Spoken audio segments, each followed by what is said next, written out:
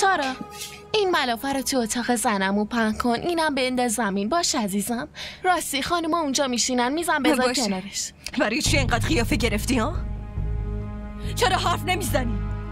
مگه اون فقط بابای تو بوده؟ آره؟ اگه فقط بابای خودم بود الان اینجا زنده وایساده بود. ببینم چی گفتی؟ چی گفتی میکنی؟ دستمو به نکنم چی میشه ها؟ هیچ کاری نمیکنم چون مثل تو عشق جار و جنجال به با کردن ندارم. اینا همش به خاطر فضولیای توه. به این میگن واکنش. الانم تازه اولشه.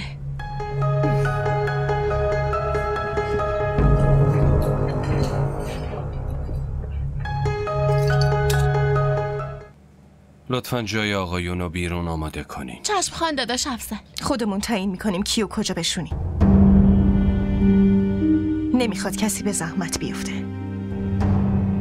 چرا اینجوری حرف میزنی آبجی طلان؟ کسی ازت نخواست بپری وسط. از اینجا برو.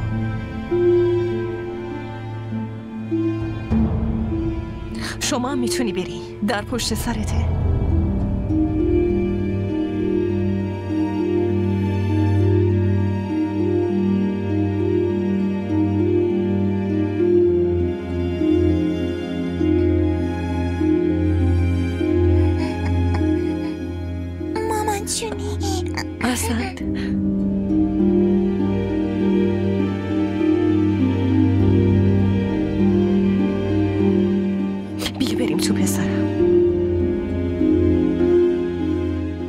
حنا کجاست؟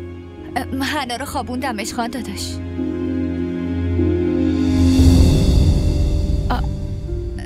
تمنا تو باید صبر داشته باشی.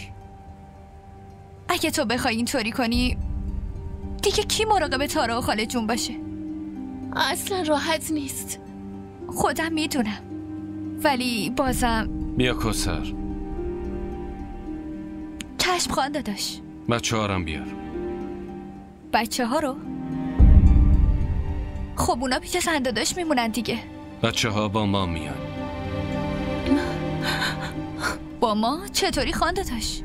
خب منظورم اینه که چطور میتونن با ما تنها باشن؟ زن داداش کجاست؟ باید به تنها زندگی کردن عادت کنن.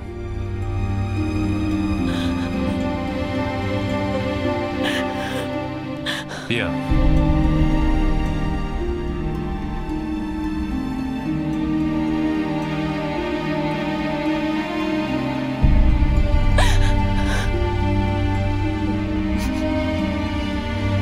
چی داری میگی افسر؟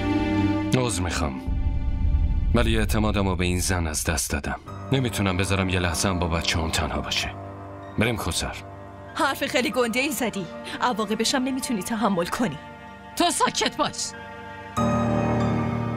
این نادونه. هر کاری که کرده من از طرفش عذرخواهی میکنم. ببینم کی به شما گفته منت کشی کنی؟ تو ساکت شو. نمیبینی پای بچه هات اومده وسط؟ چه جور مادری هستی؟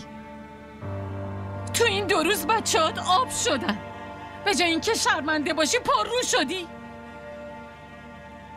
کیو دارید نصیحت میکنی؟ قبل از مادر بودن باید انسان باشه.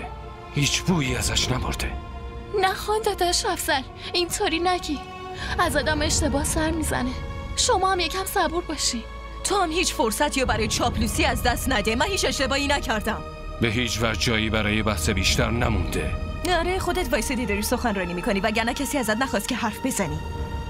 طلان بریم کوثر. قبل رفتنت گوش کن. اگه تک تک کلماتی که گفتی و یه روز توی صورتت نکوبیدم اسمم طلان نیست. حالا میتونی بری. از اینجا برو بیرون.